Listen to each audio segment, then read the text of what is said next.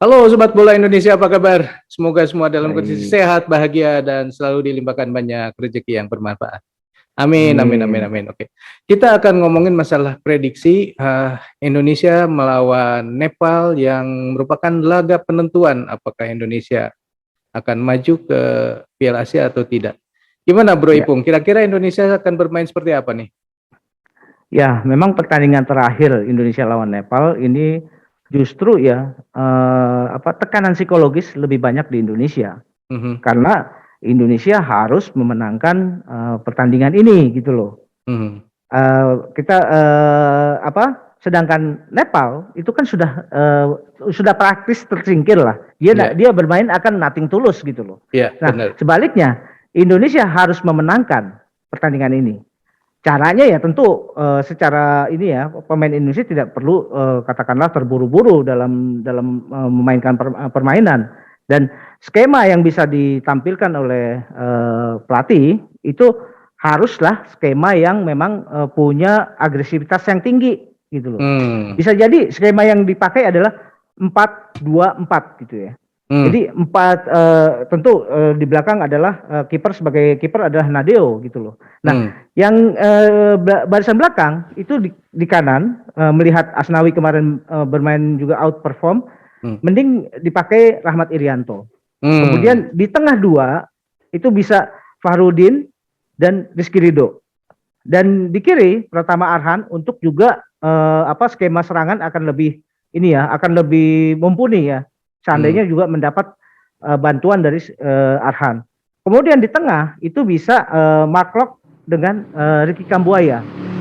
Itu Hmm, dua orang cukup sebagai pemain jangkar. hmm, Nah, justru di depan karena kita harus mencari gol yang juga nilainya banyak, itu pasang aja 4 orang pemain penyerang. Bisa Witan, Stefano Lillipali, kemudian Dimas Derajat, di kiri Sadil gitu loh. wah, gila ini. Iya, ini adalah 4-2-4, ini adalah skema yang sangat agresif saya pikir. Dan Hmm, skema ini memang cocok saya pikir untuk mencari nilai gol yang agregat gol yang lebih banyak gitu loh, Bro. hmm. Tapi apa enggak Nepal juga belajar dari pengalaman Indonesia melawan tim Kuwait dan Jordania Mm-mm. sehingga mereka bisa mengadopsi apa yang dilakukan oleh Jordania lah katakan. Iya. Saya pikir gini, Bro Eri. Kalau kita melihat permainannya Nepal itu belum matang secara organisasi permainan. Hmm, Berbeda dengan Kuwait dengan Yordania. hmm, Jadi Kuwait dan Yordania memang punya organisasi permainan yang lebih baik ketimbang Nepal. hmm, Apalagi kalau kita tahu bahwa persepak bolaan di Asia Selatan itu mutunya, kualitasnya itu masih di bawah kualitas persepak bolaan di Asia Tenggara. hmm. Saya yakin sekali Nepal belum bisa katakanlah mengadopsi cara-cara yang dilakukan oleh Yordania. Jordania. Nah, Hmm, jadi apalagi juga secara fisikal, secara postur pemain Nepal tuh hampir sama dengan pemain Indonesia. Jadi kita tidak pernah ada ketakutan untuk permainan-permainan long pass, kemudian yang berusaha memainkan ini bola-bola tinggi. Itu rasanya Nepal tidak melakukan seperti itu, gitu hmm, loh. Jadi tapi memang yang dibutuhkan adalah ketenangan dari pemain Indonesia untuk hmm, memanfaatkan peluang sebaik mungkin. Karena kebiasaan pemain Indonesia yang saya perhatikan, banyak peluang bisa didapat, tapi minim gol.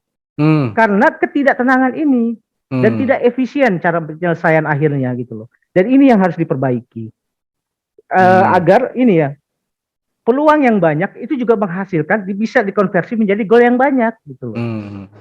Jangan hanya mencari peluang, tapi harus mencari gol gitu loh, bro. Ya, ya, ya, ya, ya. Tapi apakah dengan 4-2-4 ini diyakini bahwa pemain-pemain Indonesia bisa melaksanakan skema ini, Bro? Gini, mereka kan pemain-pemain yang profesional ya.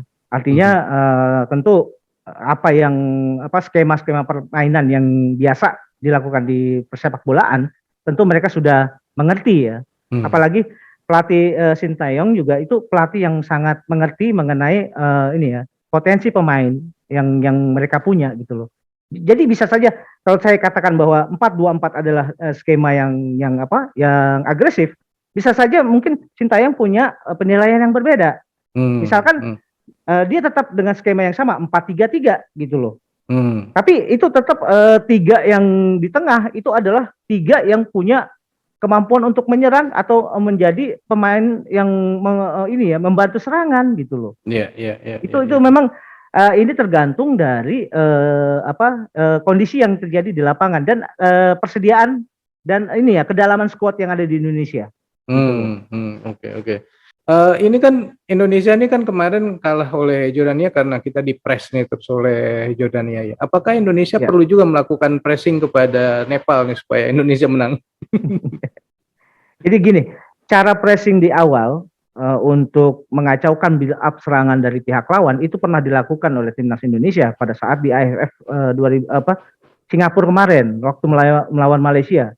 Jadi tidak ada salahnya cara-cara seperti ini dipakai. Jadi sebelum Nepal mulai membuild up serangan, selalu ada pemain yang sudah melakukan covering, sudah melakukan ini ya berusaha mengambil bola dari pemain bertahannya Nepal, dan itu bisa memberikan efek pemain Nepal tidak ini ya tidak merasa nyaman untuk menguasai bola.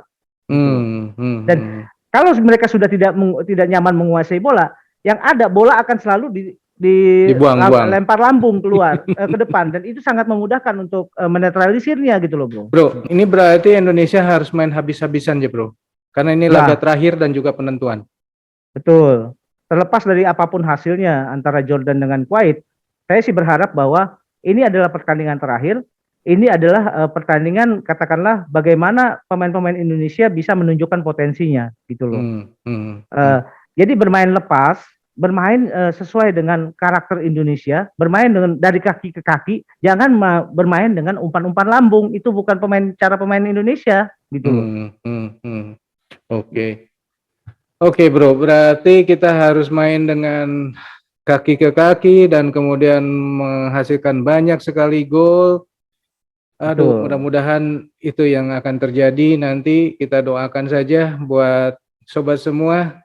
Kita harus berdoa yang banyak nih ya supaya Indonesia bisa memenangkan laga terakhir ini dengan skor yang telak gitu ya. Dan siap-siap begadang, bro. Iya bener ini, aduh. Oke, Sobat Bola Indonesia, itulah obrolan kita mengenai prediksi Indonesia lawan Nepal. Mudah-mudahan Indonesia sekali lagi menang dan mohon doanya juga buat semua. Menurut Sobat sendiri kira-kira bagaimana nih laga Indonesia melawan Nepal? Silahkan tulis di kolom komentar. Kita akhiri dulu videonya. Baik. Kita lanjutkan di video yang akan datang dengan tema yang lain. Oke, sementara sekian. Bye. Waalaikumsalam. Thank you, bro. Thank you.